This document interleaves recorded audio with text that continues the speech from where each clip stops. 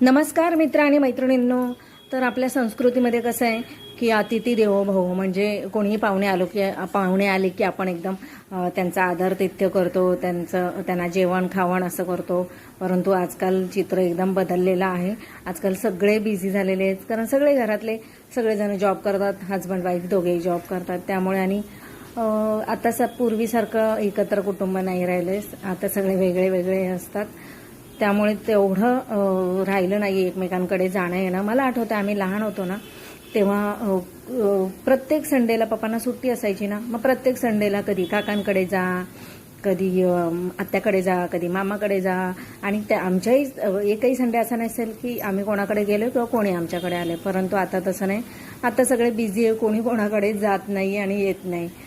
तर मला खूप आठवण येते त्या दिवसांची.